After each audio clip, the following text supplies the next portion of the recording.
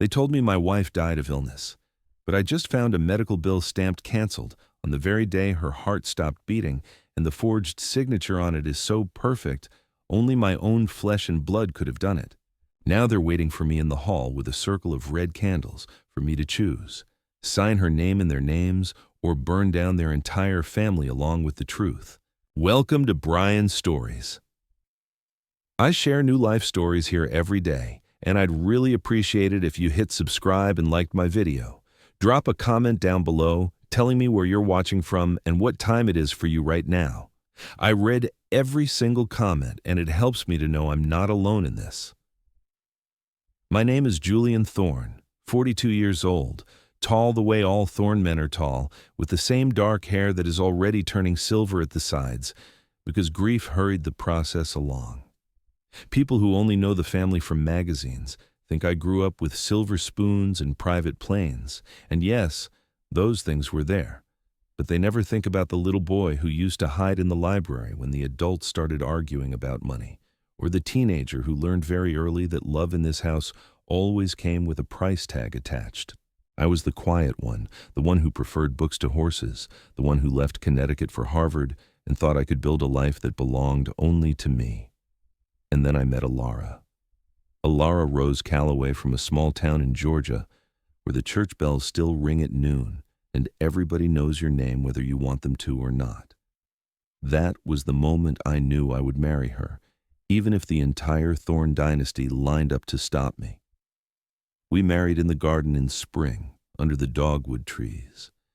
And for 8 beautiful years, we lived in a small apartment in Cambridge, filled with second-hand furniture, and her laughter and the sound of her practicing scales at midnight, because inspiration would not wait for morning. I was finishing my doctorate at Harvard Law, writing a dissertation that made the family lawyers sweat because it explained, step by careful step, every trick old money families use to hide their wealth forever. They smiled at faculty dinners and sent congratulatory notes, but behind closed doors they whispered that I was airing dirty laundry that had been folded away for 200 years. Then Alara got sick, a cruel disease that slowly stole the music from her fingers and the light from her eyes. The treatments were experimental, terrifyingly expensive, and I signed every paper Uncle Thaddeus slid across the table because he promised the family would never let her suffer for lack of money. I believed him. I was wrong. 6 months ago, I held her while the machines slowed down and the snow fell outside the Zurich clinic window, and she whispered with her last breath, "Don't let them turn our love into their weapon, Julian. Promise me." I promised. I came home to bury her and discovered they had already started erasing her. The medical fund, gone. Her name, never spoken. And tonight, while her side of the bed is still cold, they are lighting hundreds of crimson candles for an ancient ritual they moved up 3 months because, they say, the family needs cleansing. The night the circle opened, I descended the grand staircase slowly, deliberately, each footfall echoing through the vaulted hall where portraits of long-dead Thornes watched with painted eyes that seemed to follow the flicker of 100 crimson candles already burning in perfect rings upon the black and white marble floor, their flames trembling as though they understood what was coming. Uncle Thaddeus stood at the center beneath the chandelier that had once belonged to a Russian duchess, surrounded by cousins whose faces I barely recognized beneath the masks of inherited arrogance, every one of them cradling a taper that bled wax in slow, deliberate tears onto the stone. He extended the document toward me the way a priest might offer communion, and beside it, he held a single unlit candle, its wick as white as the lie he wanted me to complete by carrying it into the circle. "Julian," he murmured in that voice cultivated across generations to sound like mercy even when it was pronouncing sentence. "One stroke of the pen and the family is cleansed, the trust replenished by spring, your grief honored forever in the vault where we keep everything that matters. Refuse, and every dollar that bought Alara's final months vanishes into causes the courts will never trace, and her name becomes only a footnote in the ledger we close tonight." I stepped close enough that the heat of his candle kissed my cheek like a warning, close enough to see the faint tremor in the hand that had never trembled before, and when I spoke, my voice carried the hush of a man who has nothing left to lose and everything still to avenge. "Light the circle without me, Uncle," I said, drawing from my coat the small silver lighter Alara had given me the Christmas before the diagnosis, its surface engraved with the first measure of the lullaby she used to play when nightmares found me. "Because the fire I promised her will burn brighter than any candle you paid for with her blood.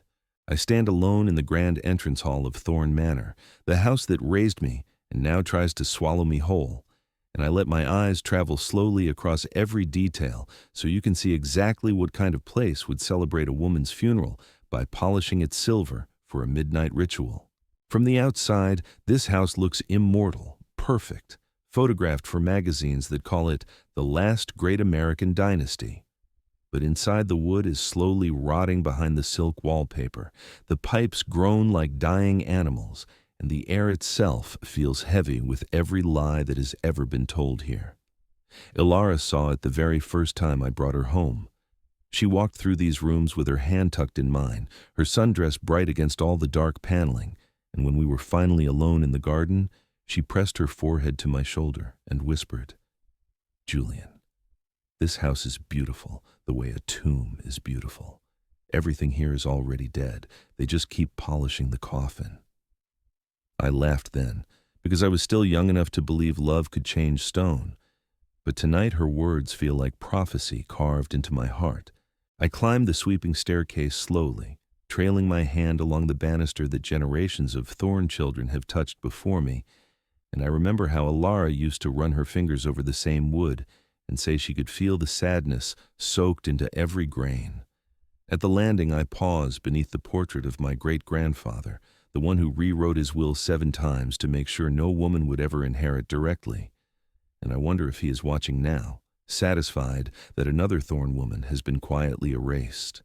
My study door stands slightly open, the way I left it 3 years ago when we moved to Cambridge. Inside, the desk is exactly as I remember, leather blotter, silver inkwell. The faint outline of Alara's coffee rings still visible because the staff were told never to scrub them away. The fireplace is cold, the books smell of dust and time, and the silence is so complete I can hear my own pulse. I cross to the panel behind the portrait of Grandfather Augustus, press the hidden latch the way Alara loved to do when she wanted to make me laugh, and the small safe swings open with a soft sigh. Inside are the things I could not bear to take to the hospital. Our marriage certificate folded in tissue, the sonogram from the baby we lost the first year, and the thick cream envelope I labeled in my own careful handwriting, "Medical Fund. Alara Thorn."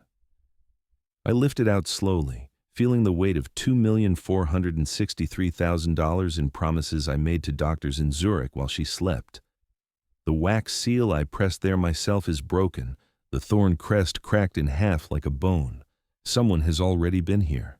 I slide the contents onto the desk beneath the green banker's lamp, and the first paper I see is the final invoice from the clinic, the one I signed the morning she died, believing the transfer would go through the next day. Across the bottom, stamped so hard the paper is bruised, is a single word in screaming red ink: canceled. The date beside the stamp is the same day her heart stopped beating. I stare at it until the letters blur, until the word feels burned onto my eyes, and I understand that while I was holding her hand and begging her to stay, someone in this house was already reaching into her accounts and taking what was meant to keep her alive a little longer. The envelope holds more papers, transfer authorizations I never signed, withdrawal forms with my forged signature so perfect it makes me sick, and at the very bottom, a single post-it note in Uncle Thaddeus's handwriting, handled, "Tell Julian after the vow." I sit there in the green circle of light, surrounded by the perfect, rotting beauty of Thorn Manor, and I finally understand what Alara tried to warn me about all those years ago. This house does not just keep secrets, it feeds on them, and tonight it is hungry for the last piece of truth I have left. Somewhere downstairs, a clock begins to chime the hour, slow and solemn, calling the family to prepare for the circle of crimson candles. I close my fist around the canceled bill until the edges cut my palm, and I feel the perfect family portrait that has hung in this hallway for 2 centuries begin to crack right down the middle, starting with the truth about how my wife really died. I sit in the leather chair that still holds the shape of Alara's body from all the nights she curled here while I worked, the canceled bill trembling in my hands like a living thing. And the truth settles over me with the weight of every law book I have ever studied. The law is justice for everyone. I used to tell my students at Harvard, the law is supposed to be blind and fair and slow, but for the Thorns, the law has always been something else entirely. A sharp, expensive tool they keep polished and ready to protect the powerful from the truth. I learned that lesson young, watching lawyers in $5,000 suits explain why my mother's car accident was unavoidable, while my father signed settlement papers that made the other family disappear forever. I thought I had escaped it when I chose academia over the family firm, when I married a woman whose only inheritance was a second-hand piano and a heart bigger than this entire estate. But tonight the lesson is being carved into my bones with a bright red stamp that says, "Canceled," across the last hope we had to keep her alive. I look around the study that was supposed to become my university office one day, shelves lined with first editions and trust treaties older than most countries, and I understand that every volume here was purchased for the same reason: to teach the next generation how to bend the law until it screams but never breaks. Alara hated this room. She called it the mausoleum of good intentions because every book promised fairness while teaching the opposite. She would sit on the window seat playing soft hymns on her phone so the silence would not feel so heavy, and she would watch me work on my dissertation with worried eyes, telling me gently that knowledge is only dangerous when the wrong people are afraid of it. I thought she was being dramatic. I thought love would be enough protection. Now I hold the proof that love was never part of their calculations at all. $2,463,000, the exact cost of 6 more months of borrowed time with the woman who taught me what mercy feels like, transferred out while her heart monitor was still beeping its final countdown. And somewhere downstairs, 30 relatives are arranging pomegranate seeds in perfect circles because tradition matters more important than grief, because the ritual must be pure, because the family name must never be stained by something as inconvenient as a dying daughter-in-law who cost too much. I press the canceled bill to my chest, as if the paper could still feel her pulse, and I think about the oath I swore when I passed the bar, to uphold justice without fear or favor. I think about the oath I swore to Alara in a little church in Georgia, with dogwood petals stuck in her hair, to protect her always, in sickness and in health, till death do us part. Death came, and I failed. But they made sure death came faster, and cheaper, and quieter than it should have. The grandfather clock in the hallway begins its slow, solemn chime for 9:30, reminding everyone that robes will be donned soon, candles will be carried in procession, and every thorn will swear again that blood is sacred and secrets are holier still. I stay seated in the green circle of lamplight, surrounded by centuries of legal cunning, and I feel the 2 oaths tearing me in half like a document being ripped down the middle. One oath demands I stand up, walk downstairs, smile, and pretend I saw nothing, because family first, always. The other oath, the one I whispered against Alara's forehead while snow fell outside a Zurich window, demands I burn this house to the ground, if that is what it takes to drag the truth into daylight. I trace the bright red word "canceled" with my thumb until the ink smudges, and I speak the thought that has been growing inside me since the moment I saw the broken seal. The law is justice for everyone, but for the Thorns, the law is only a tool to protect the powerful from the truth, and tonight I am done letting them choose which truth gets to live. My voice is hoarse, barely above a whisper, yet the words feel like shouting in the silent room. If I must choose between protecting the truth and protecting the family, I say to the empty chair where Alara used to sit, to the canceled bill, to the portraits listening from the walls, I know I will lose everything.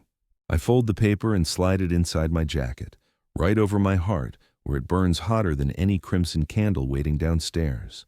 The door opens without waiting for an answer, and Uncle Thaddeus steps inside carrying the scent of cedar smoke and cold November air that clings to his long black ritual robe. "Julian," he says, voice low and warm like aged brandy, "it is time." He extends one manicured hand, palm up, the family signet ring catching the lamplight like a drop of fresh blood. "For the purity of the circle tonight, every participant must surrender all electronic devices, phones, tablets, watches, computers. Nothing that carries the outside world may enter the sacred space.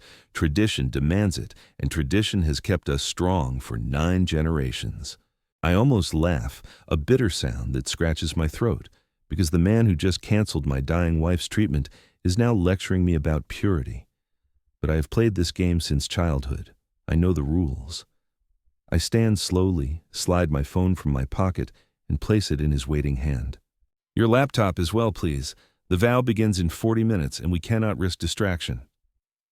The laptop holds the only complete copy of my dissertation, the one Harvard is waiting to publish, the one that maps every loophole this family has exploited since 1843. But refusing now would alert him too soon, and I am not ready to show my cards. So I lift the slim silver machine from the desk, feeling its familiar weight like a child I'm about to hand over to a stranger, and I place it gently into his palm. His fingers close around it with satisfaction, flickering across his face so quickly I almost miss it. "Thank you, my boy," he murmurs, tucking the phone into his robe pocket and cradling the laptop against his chest, the way a priest cradles the sacrament. He turns to leave, then pauses, as if remembering something trivial. "Oh, one more thing. The robe you wore at your initiation is laid out on your bed. Wear nothing beneath it. The circle requires absolute equality before the bloodline." He is almost at the door when I speak, the words slipping out before I can stop them. "Tell me, Uncle, does absolute equality extend to stealing from a dying woman's medical fund?" The air freezes.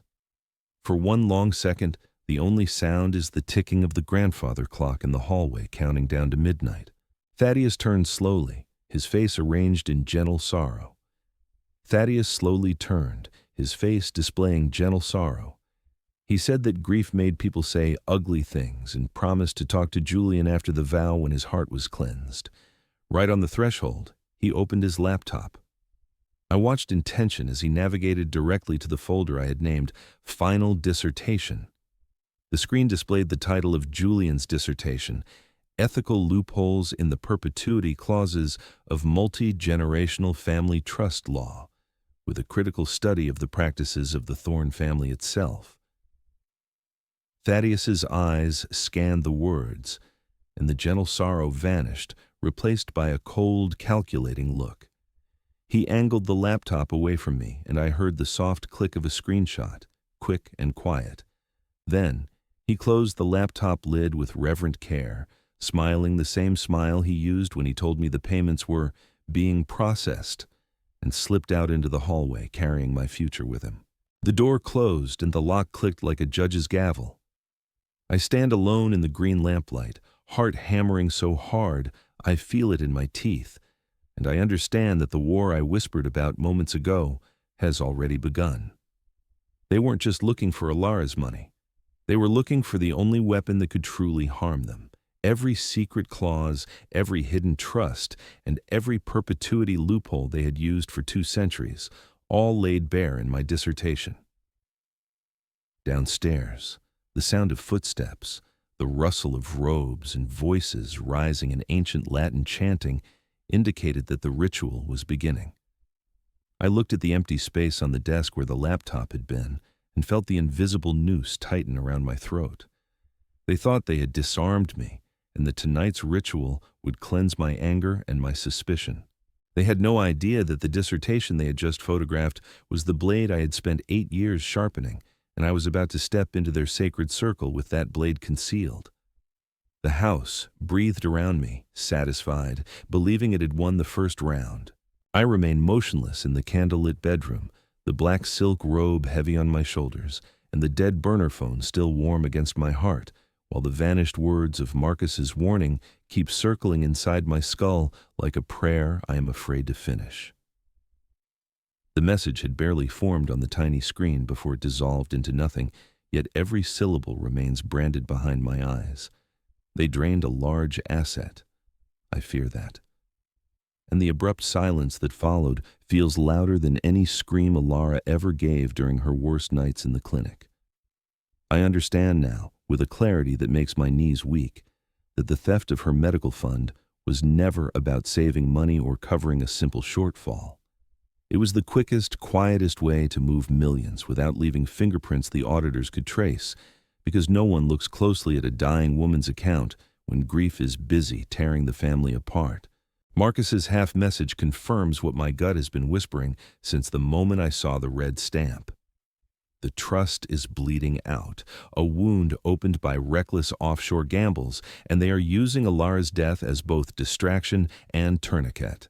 I draw a slow breath that tastes of incense and fear, and I force myself to move toward the door, because refusing to appear would only give Thaddeus the excuse he needs to declare me unstable with grief and make decisions for me while I am locked upstairs for my own protection. The robe brushes the floor as I walk, silk whispering warnings against my bare skin, and I remember how Alara used to laugh when I told her about the crimson vow, how she said it sounded like something rich people invented when they ran out of guilt and needed a prettier word for control. She was right about everything else. She is right about this too. I joined the slow procession descending the grand staircase, each step taking me deeper into the ritual I swore I would never perform again after the last time, when I was 21 and still believed family meant safety. At the bottom, Aunt Lydia waits with a silver tray of pomegranate seeds arranged in the shape of the family crest, and she offers me one with the same serene smile she wore at the graveside, as if death and ceremony are simply two sides of the same polished coin. I take the seed because refusing would draw attention, and I place it on my tongue, tasting iron and winter, while the chant swells around us and the great doors to the grand hall swing open on silent hinges. Thaddeus stands at the center, arms raised, eyes bright with triumph, and I realize he believes he has already won. My devices confiscated, my warning intercepted, my silence purchased with grief. He does not know that Marcus's severed sentence is still alive inside me, repeating like a heartbeat. They drained a large asset, I fear that. I speak the responses when required, my voice steady only because rage has burned away everything else, and I feel the weight of Alara's canceled future and Marcus's vanished message settle together in my chest like twin stones that will either sink me or become the foundation I stand on when this house finally falls. Because whatever they drained, whatever they fear, whatever they are willing to bury me alive to protect, it is bigger than one medical fund, bigger than one dissertation, bigger than one widow's tears. The real crisis is still hiding behind those crimson curtains, and the ritual they think will cleanse them is about to become the stage where everything hidden finally bleeds into the light. I lower my hood with the others, candle flames reflecting in every watching eye, and I wait for the moment they believe I am most powerless. The circle is ended. I'm climbing the servants' staircase until I reach the small telephone alcove on the second-floor landing, a relic from the days when Thorn Manor still pretended to be merely rich instead of immortal. The ancient rotary phone sits on its mahogany table, exactly as it has for 70 years, untouched by the no devices rule, because no one under 50 remembers it exists. Marcus is waiting at this very moment, sitting in his Boston office with every file I have ever sent him, ready to unleash subpoenas, freeze accounts, call in every favor he has collected in 30 years of practice. My finger finds the first hole of Marcus's number and begins to turn. The wheel clicks once, twice, 3 times, then stops. I see my father's portrait in the hallway downstairs, eyes pleading. Blood first, Julian, always blood first. I see Thaddeus smiling in the circle last night, certain the ritual has bound me forever. I see Alara's face the moment the machine slowed, trusting me to keep the promise I whispered against her lips. I will never let them win, not even if the cost is everything we have left. I pull the receiver away, then slam it back to my ear and begin dialing again, faster, because every second I hesitate is another second they believe they have won. Julian. Aunt Lydia's voice drifts up the staircase, soft, worried, perfectly timed. She appears at the landing, black shawl clutched around her shoulders. Darling, whatever you are doing, stop. Thaddeus explained everything. Alara was sick, she was frightened, she moved the money herself. He only protected her memory. Put the telephone down. Come downstairs, let us heal together. I keep dialing. He canceled her treatment the day she died, I answer, voice steady. That is not protection. That is murder with paperwork. Lydia steps closer, hand outstretched. If you make that call, you destroy us all. Your father begged me to keep the circle unbroken. Will you spit on his grave for a woman who is already gone? I finish the last digit. The line begins to ring. Tell Thaddeus the circle is broken, I say into the receiver the moment Marcus answers. It's time. Lydia gasps, reaches for the cord, but I shift away. You will regret this, she whispers, tears in her eyes. Blood remembers. I look once more at the canceled bill, at the red word that murdered hope, and I speak into the receiver the moment Marcus answers. It's time. Behind me, Lydia's footsteps fade into the darkness. The dial tone is gone. The choice is made. I stand before the phone, finger finally still, while the house itself seems to draw one long, trembling breath, because choosing silence would have dropped me into the trap forever, and the chaos that is coming will either set us free or burn everything to the ground. I let the receiver fall back into its cradle with a soft, I know I have chosen the path that keeps the family breathing for one more night and possibly kills the last piece of my soul. My fingers were still numb when the truth hit me. Calling Marcus right now, from inside this house, would be exactly what they expected and would allow them to label me hysterical, locking every door. I decided not to call. If I wanted to fight, I needed evidence they couldn't burn, written in their own ink, hidden where only the thorns ever touched. The library. I realized the real money vault wasn't the safe behind the portrait, but the locked mahogany cabinets along the west wall, which housed every original trust amendment, every handwritten note, and every ancestor's confession too arrogant to destroy. I tucked the canceled bill back into my robe and moved through the sleeping house like a thief. The corridors were empty, the family satiated and believing the danger was over because I had joined the ritual. I kept to the corners, barefoot on the cold floor, heart pounding until I reached the library's double doors that no one was allowed to enter without Thaddeus's key. The doorknob turned under my hand, unlocked, because arrogance was the family's true heirloom. Inside, moonlight streamed through the windows, and the faint smell of cigar smoke lingered. I recognized the cabinets I needed, the ones labeled Private Trust Correspondence 2000 Tiana Present, with iron locks glistening like teeth. I kneel, pull the slim pick set Alara gave me as a joke on our first anniversary. Folders thick with onion skin and red seals spill across the rug, and I begin to read by the thin beam of the tiny LED penlight clenched between my teeth, scanning dates, signatures, offshore account numbers that match the ones Marcus warned me about. My pulse slows into something cold and focused. This is what I was born to do, what Harvard polished into a weapon. Page after page confirms the hemorrhage. Hundreds of millions moved in the last 90 days. Shell companies nested inside shell companies, every transfer carrying the same authorization code that appears in my dissertation footnotes. They used my own research to hide the crime. I was sliding a specific file, thick, new, labeled Emergency Liquidity Principles 2025, towards the moonlight when the air behind me shifted. I froze, the flashlight still clamped between my teeth, and with one finger gently closed the cabinet door while the other gripped the file protectively. I silently crawled between two towering bookcases, my heart hammering against the stolen papers pressed to my chest, until I could peer through the narrow gap between the volumes of Blackstone's commentaries. I'm sliding one thick folder labeled Emergency Liquidity Protocol 2025 toward the light when the air changes. A faint scent of cedar cologne, the soft scrape of expensive shoe on parquet. I freeze, ease the drawer closed, and crawl silently between two towering bookcases until I can peer through the gap above Blackstone's commentaries. Thaddeus stands alone before the fireplace that should be cold, white shirt sleeves rolled high, feeding heavy cream pages into fresh flames one by one. The fire leaps eagerly, orange light painting his face with something close to fear. "Burning the evidence, Uncle." He does not startle. "Julian, I wondered how long it would take you." He lifts another page. I managed to catch sight of Alara's handwriting before the flame consumed it.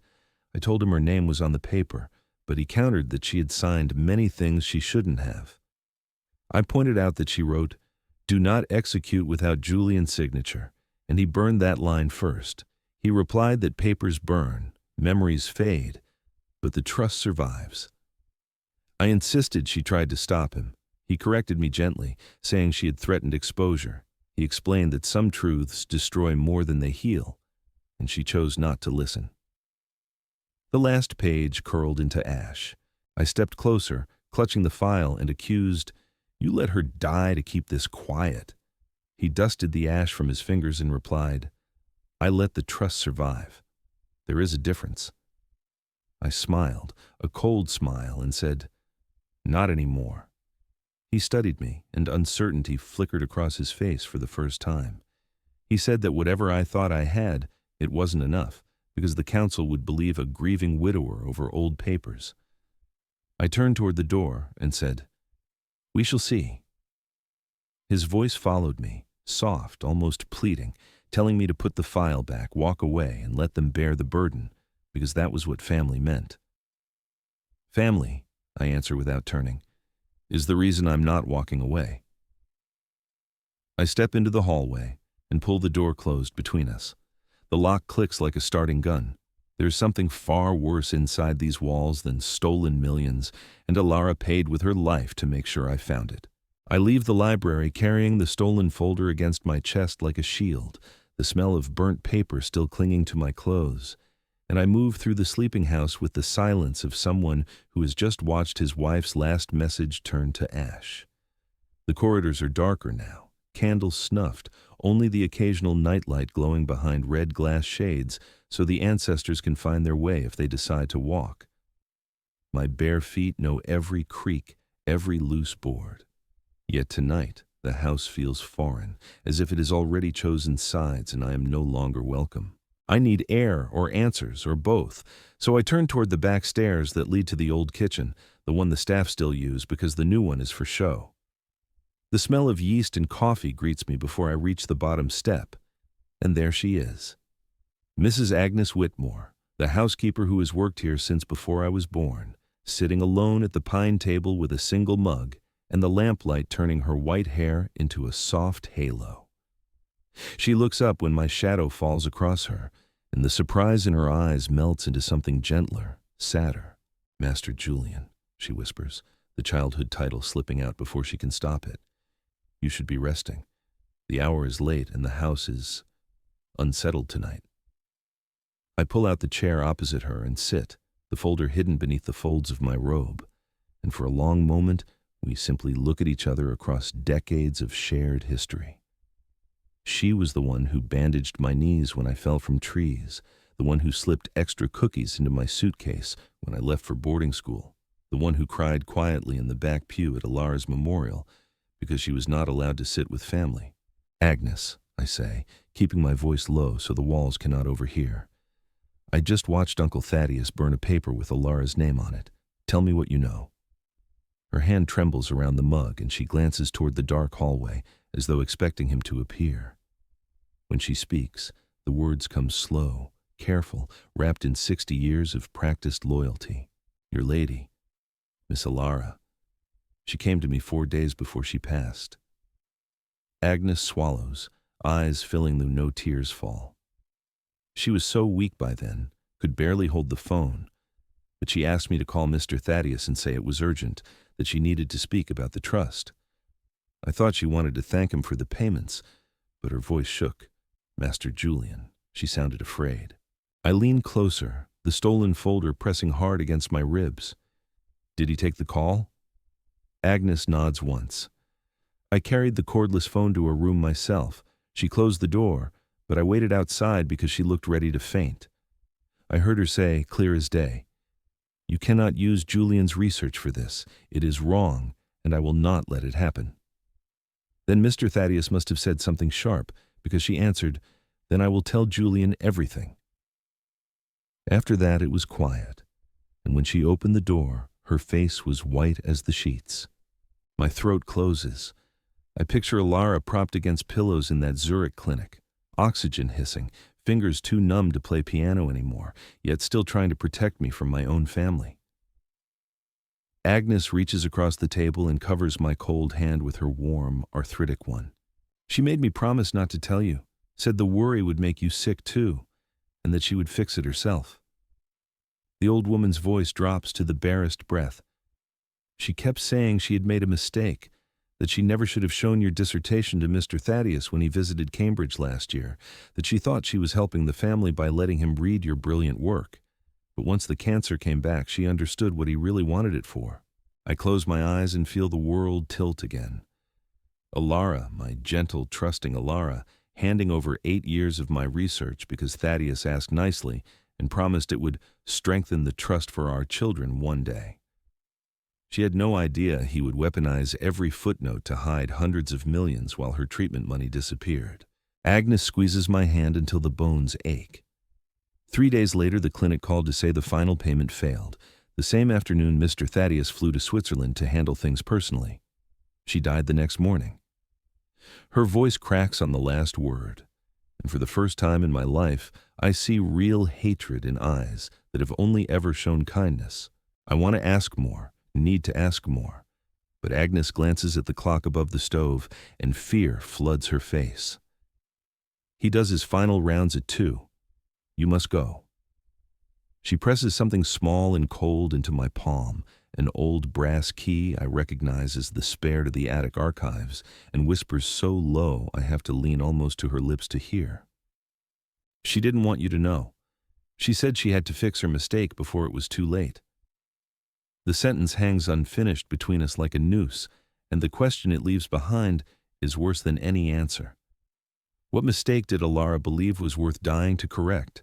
And why did she think keeping me ignorant was the only way to save me? Agnes stands, suddenly brisk, wiping invisible crumbs from the table. "Go now, child. Some doors, once opened, cannot be closed again." I rise, the key biting into my palm, the folder burning against my heart, and I understand that the woman I loved spent her final days trying to undo damage she never meant to cause. Damage that is still spreading like poison through every account the Thorn name touches. As I reach the kitchen door, she calls after me, voice trembling but clear. "She loved you more than this house ever deserved." I nod once, unable to speak, and slip back into the darkness carrying one more piece of the puzzle that refuses to fit, the piece that asks, over and over, what mistake could possibly have been terrible enough for Alara to face my uncle alone and pay for it with the time we had left.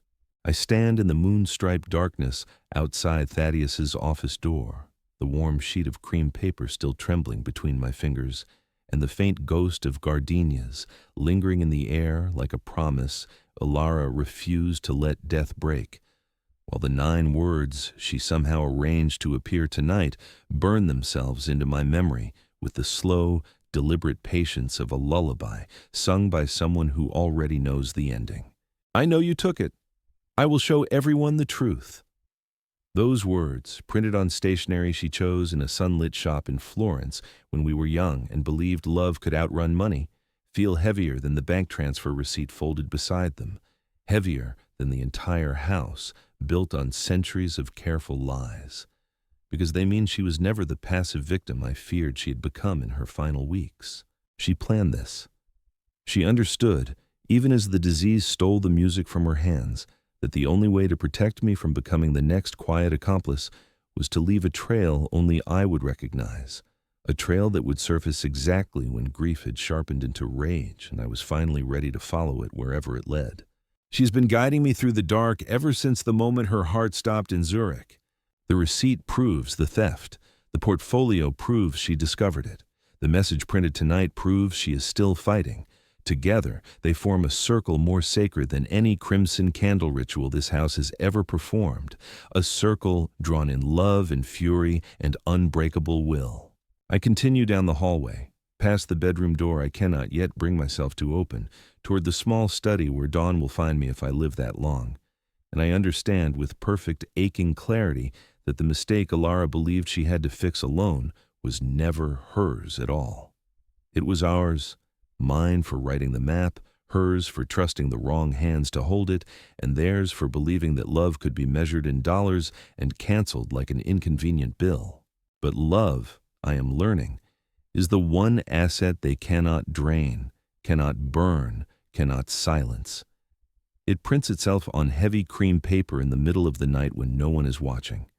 It waits in attics and hidden drawers and the hearts of old housekeepers who remember what kindness feels like. It gathers evidence while the guilty sleep, and it chooses its moment with the patience of someone who has already lost everything except the truth. I reach the study door, slip inside, and close it softly behind me. The stolen documents warm against my skin like a second heartbeat. Somewhere in this house a printer has gone quiet again, satisfied. Somewhere beyond these walls Marcus is waiting for a call I will make at sunrise. And somewhere, in whatever place gentle souls go when machines stop beeping, Alara is smiling the way she smiled the day we married me, certain at last that the promise she whispered with her final breath is finally, irrevocably being kept. I sit at the desk where she once kept me company with silent scales played on imaginary keys, spread the receipt and the message side by side beneath the green lamp, and begin to plan the morning that will burn this beautiful, rotting house to the ground and build something honest from the ashes. I wait until the first pale blade of dawn slides between the library curtains, turning the crimson candle stubs into dull, bloody stumps, and then I walk straight to Thaddeus's bedroom door without knocking, because the time for courtesy died the moment I read Alara's 9 posthumous words on warm printer paper. He is already awake, seated at the small rosewood desk in his dressing gown, reviewing papers with the calm of a man who believes the night's ritual has washed every sin away. When I step inside and close the door with deliberate quiet, he watches me with the calm, almost tender patience of a man who has spent decades perfecting the art of letting silence do the brutal work. And when he finally speaks again, his voice is soft enough to sound like compassion.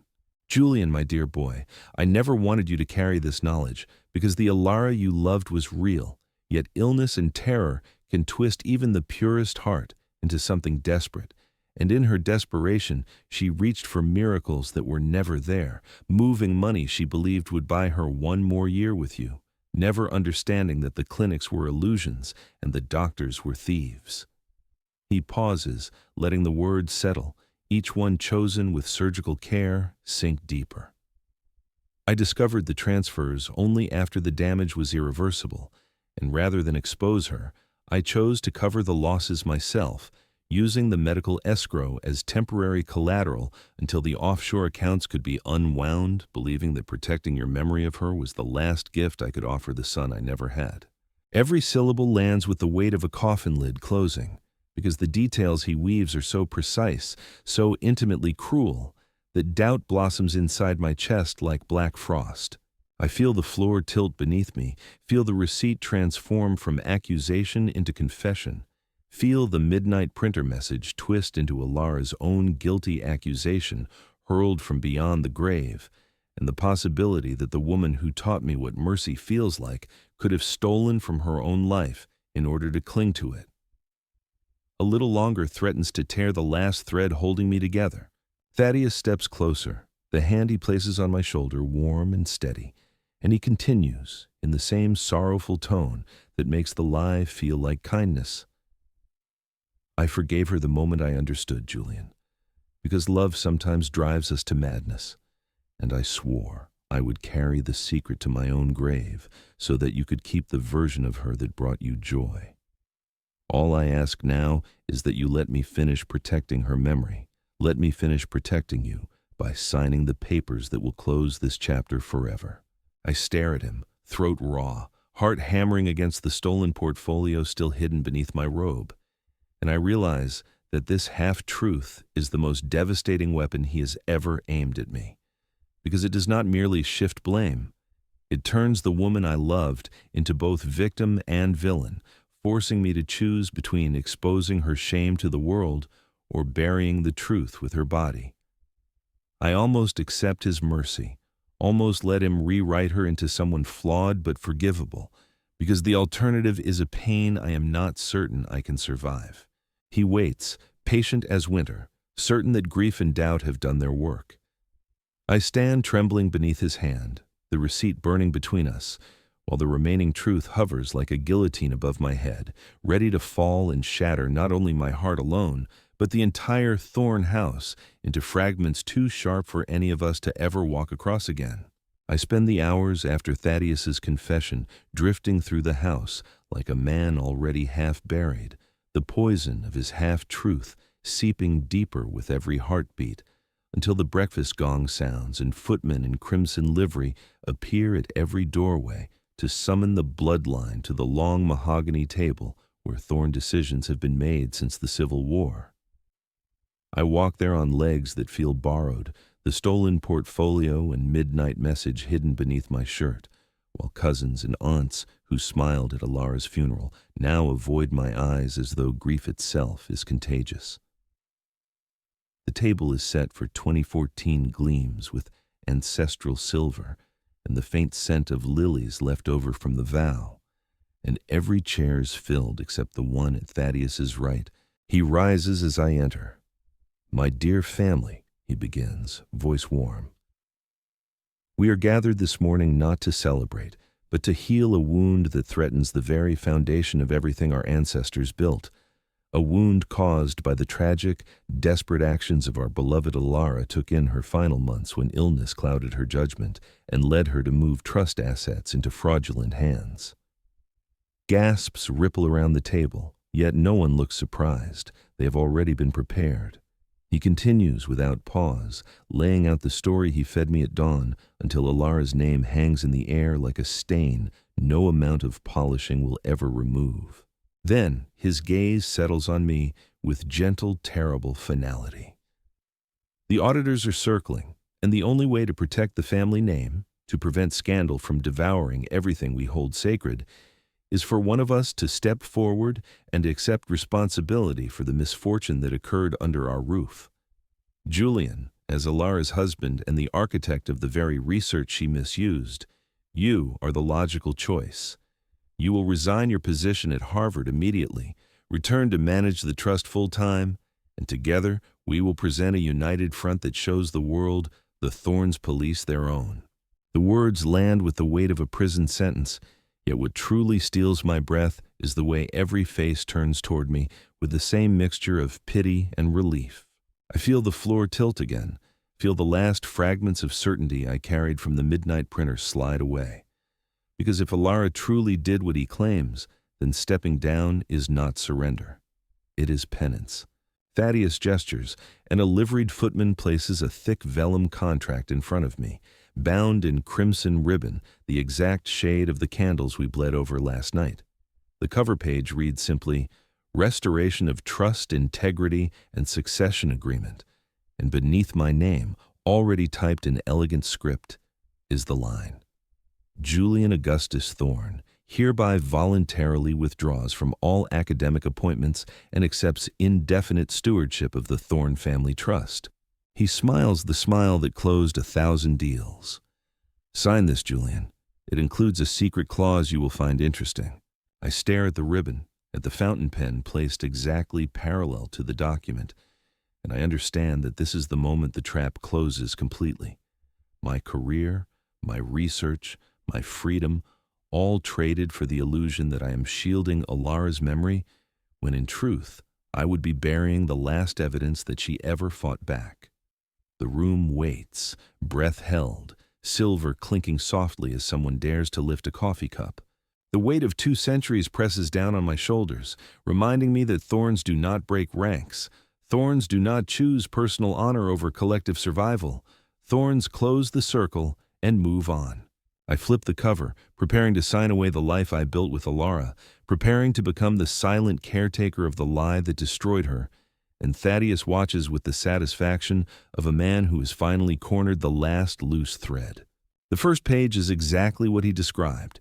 Resignation letter to Harvard, acceptance of trust stewardship, non-disclosure clauses that would gag me for life. I turn to the second page, and the world narrows to the single clause waiting there. The secret he promised would interest me. My hand freezes above the paper. The pen hovers, ink beating at the nib. Thaddeus leans forward, eyes glittering with triumph, and says again, softer, "Sign this. It includes a secret clause you will find interesting." I have not yet turned the page far enough to read what comes next, but the air itself feels suddenly colder, because whatever is written, there is the blade he has saved for last, the one that will not merely wound me, but finish me completely.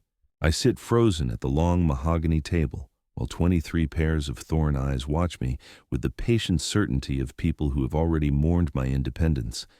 And when I finally turn the fatal page, the words waiting there strike with the cold precision of a scalpel designed to remove every trace of the man I became outside these walls. The clause that irrevocably withdraws my doctoral dissertation from every academic repository, retracts every published article, assigns all future rights to the trust, and binds me to lifelong silence under threat of total disinheritance.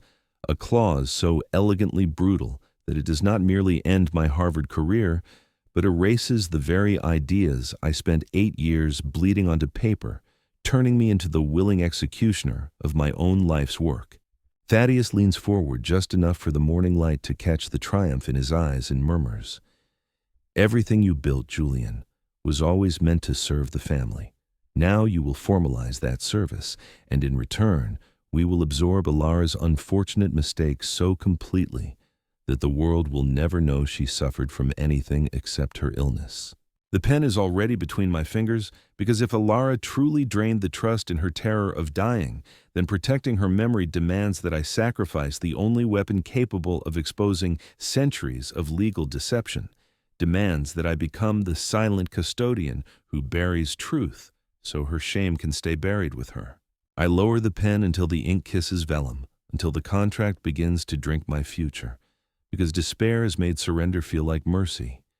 And I am one heartbeat away from signing away every belief I ever taught my students, every promise I whispered to Alara under dogwood blossoms, every remaining fragment of the man she married. And then, in the lower right corner, where the paper curves slightly from handling, I notice the faintest rose-pink crescent, barely visible, the exact shade of the lipstick she wore when her hands were still strong enough to play Chopin, and her smile could still convince me the world was kind. The same shade that always transferred to whatever surface her coffee cup rested on while she kept me company during late-night revisions. The smudge is on the contract page, dated 3 months before her final decline, long before the supposed Mexican miracle chase Thaddeus described, long before she was too weak to hold a cup at all. I lift the page closer, heart hammering against bone, and the faint lipstick print glows like a signal meant only for me. Because Alara was here, Alara read this document, Alara rested her cup exactly there, while Thaddeus turned these very pages in our Cambridge apartment pretending to admire my work. She saw what he planned long before I did. The pen hovers, ink trembling at the tip, while the room waits in perfect predatory silence. Thaddeus smiles the gentle sign, Julian. The family's waiting. But the rose stain burns brighter than any crimson ribbon ever could, whispering across death that the woman he tried to rewrite as desperate thief was actually the first witness, the first resistor, the first to understand exactly what this contract would do to both of us. I have not signed yet. I leave the dining room without signing, the unsigned contract lying on the mahogany like an unexploded bomb. And I walk the long corridors of Thorn Manor as though every portrait is already mourning the man I used to be, while the faint rose-pink lipstick smudge burns behind my eyes with the gentle persistence of a promise Alara refused to let die. The house is quiet now. The family disperse to their private wings to celebrate what they believe is my surrender, and I slip into the small study that still smells of her gardenia hand cream, close the door, and let the darkness swallow me whole. Everything I fought for has been reduced to a single clause, demanding I erase it all to protect a lie about the woman I loved. If Alara truly stole from the trust in her terror, then signing is mercy. If she did not, then signing is suicide. Either way, the Julian Thorne who walked out of Harvard with a doctorate and a conscience no longer exists. At some point, my hand moves of its own accord to the hidden drawer beneath the desk, where I kept the only physical copy of my dissertation that Harvard never received. The master proof, with every handwritten note, every margin scribble, every angry underline I made when I discovered another family loophole. I pull it out because pain demands punishment, because I need to look at the thing I'm about to murder with my own signature. The heavy binder falls open under the thin blade of moonlight from the window, and I flip pages without reading, letting the familiar diagrams and citations blur past until something catches my eye. A string of numbers and letters in footnote 4 and 27, the unique authorization code I created as a hypothetical example of how a perpetuity clause could be weaponized through nested offshore entities. I stare at it, numb until memory stirs. I fish the photographed transfer receipt from my pocket, the one I took in Thaddeus's office, and lay it beside the open dissertation. The codes match. Exactly, down to the last dash and digit. The chain of authorization on the receipt was the exact example I had written about in footnote 427 3 years ago, shared only with Alara, and, according to her, with Thaddeus when he visited Cambridge.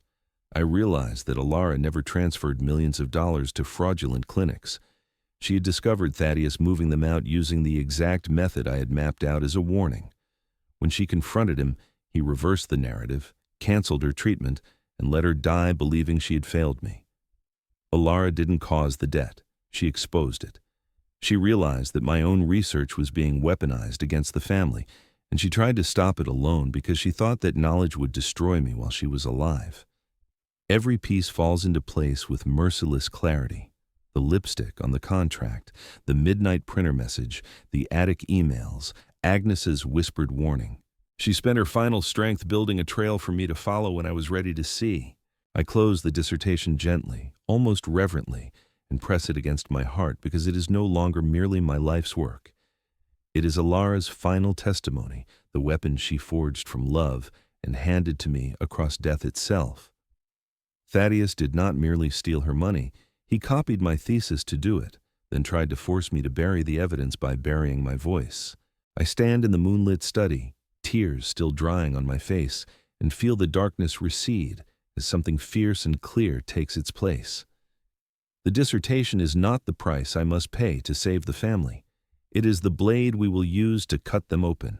I wait until the house settles into the heavy hush that follows lunch. And then I walk to Thaddeus's study carrying the unsigned contract folded once beneath my arm like a white flag that is secretly a battle standard. He looks up from his desk, surprise flickering across his face for the first time since this began, because he expected me to hide or rage or bargain, anything except return so calmly with the document he believes has already broken me. I will sign, I say, placing the contract in front of him, on one condition. The Trust Council meets again tomorrow morning, full quorum, and I am permitted to read a short statement before the cancellation clause is executed.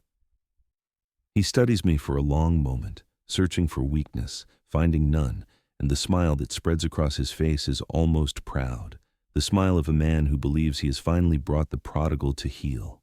"Very sensible, Julian," he answers. Thaddeus informed me that the council would meet at 10 o'clock tomorrow morning, and expressed relief that I had accepted my assignment. I nodded, feigning that the battle was over. I pulled out the burner phone and sent Marcus an encrypted message, asking him to deliver the sealed Trust Council minutes from the past 18 months to the library window at 9 o'clock tonight, and asking him to trust me. Marcus replied immediately that he was en route. At 8:50, I headed toward the library, the dissertation file pressed under my coat like armor, the photographed receipt, and Alara's message hidden inside the front cover. At the side entrance to the library, Marcus waited in the shadows with his coat collar pulled high and a thick leather folder. We said nothing. He handed me the minutes bound with red ribbon, and I gave him the burner phone preloaded with the receipt photo. I closed the window, my heart pounding, and turned to leave. Thaddeus stood at the end of the corridor, silhouetted against the moonlight, holding a thin crimson folder bound with the very same ribbon. He asked me if I had been looking for it, and raised the folder just enough for me to see the seal. Closed Trust Council. Minutes. Confidential. The final piece had appeared at the right time for him, because he thought he had caught me plotting and could add treason to the list of sins I had to atone for. Thaddeus didn't know the minutes he was holding were the fake ones, prepared by Marcus, while the real ones rested against my heart alongside Alara's last words. He didn't know that tomorrow, when I stood before the council and opened my statement, I would not be begging for forgiveness. I walk into the dining room at exactly 10 o'clock carrying the dissertation binder beneath my arm and the unsigned contract folded once in my coat pocket, while 24 pairs of thorn eyes settle on me with the calm certainty of people who believe they have already witnessed my surrender, and I take my place at the foot of the table, where the light from the tall windows falls across the silver coffee service like frost across a grave. Thaddeus rises at the head, radiant in charcoal cashmere, and his voice rings with the satisfaction of a man who has spent the night tasting victory. Julian has chosen, in the finest Thorn tradition, to place family above personal ambition. He will now sign the restoration agreement, withdraw his academic work from circulation, accept stewardship of the trust, and spare us all the scandal that threatened to destroy everything our ancestors built. He slides the vellum contract toward me, crimson ribbon gleaming, pen already uncapped and waiting. I lay my dissertation on the table instead, open it to the page marked with Alara's faint rose-pink fingerprint, and begin to speak in the same measured tone I once used to lecture first-year law students about ethics. Before I sign anything, allow me to read the short statement I prepared. Thaddeus's smile flickers, but he nods with magnanimous indulgence, certain my words will be contrition. I place the photograph transfer receipt beside the open dissertation and continue without raising my voice. Footnote 427 of the dissertation you hold in your hands contains a hypothetical authorization code I designed 3 years ago to illustrate how a perpetuity clause can be weaponized through nested Cayman entities. That identical code, character for character, appears on the receipt that moved $2,463,000 from Alara Thorne's medical escrow account on the morning she died. I lay Alara's midnight message next to the receipt, then the portfolio of her emails, then the lipstick-stained contract page, and finally, the authentic closed-door minutes Marcus delivered last night, every damning signature glowing under the winter light. Alara discovered the theft, recognized my own research being used against the trust, confronted Thaddeus, and was punished by having her treatment canceled and her reputation prepared for sacrifice. She spent her final weeks building a trail only I would follow, because she knew the truth would destroy me while she still breathed. Thaddeus tried to interrupt, but I raised a hand, and the room fell silent. Phones were ringing off the hook with lawyers, auditors, and federal investigators Marcus had alerted at dawn. The faces that had smiled at Alara's funeral turned to Thaddeus with the quick calculation of people who prioritize survival. I placed the unsigned contract in the middle of the table and tore it slowly, deliberately, until the crimson ribbon fell to the floor like dying petals. I declared the forfeiture of all my claims to the Thorn name, the Thorn Trust, and the Thorn Legacy. I affirmed that my dissertation was still to be published. My appointment at Harvard remained intact. I declared Alara's honor restored, and anyone who repeated the lie that she had stolen from this family would answer to me in open court.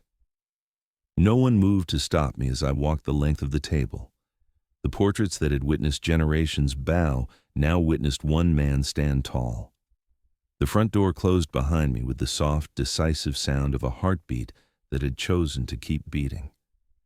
Outside, the November air is cold and clean, and I carry nothing but the dissertation binder and the scent of gardenias that somehow still clings to the pages she touched. Justice is served, cold, complete, and irreversible. The truth about Alara is clarified forever. I leave Thorn Manor carrying sadness, yes, but no longer bound. Come here, let me sit with you just a little longer, the way we've been sitting together through every tear and every revelation of this long, painful story. I've just closed the door of Thorn Manor behind me for the very last time, and the cold November air feels like the first real breath I've taken in years. My heart is still racing, my eyes are still wet, but I am free. And Alara's name is clean. And somehow, because you stayed with me until the final word, I don't feel quite so alone. So tell me, beautiful soul watching in the quiet of your room tonight, did this story touch something deep inside you?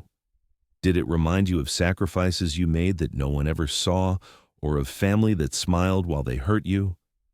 Write it in the comments, even if it's just one sentence, even if it's just, I've been through that too. I read every single one, and I answer with all my heart. If this story gave you even a moment of comfort, of hope, of feeling understood, please leave a heart, share it with another woman who needs to know betrayal does not get the last word. And if you can, send a super thanks, even the smallest amount, so I can keep bringing you these long bedtime stories that heal us both. Tell me your city, your first name, or just, I'm here. I want to know you're not alone either. On screen, you'll see 2 new real-life stories I chose especially for you tonight. Stories of mothers and daughters and widows who found their way back to light. There are hundreds more waiting on the channel, and every time that bell rings, I know another sister has found us. Thank you for trusting me with your night, with your tears, with your precious time. I carry every one of your comments in my heart when I write the next story. Subscribe if you haven't already, because I'm not going anywhere, and neither are you. See you very soon, my dear friend, with all my whole heart and with all love and respect. Until the next story. Good night, sleep softly, you're never alone.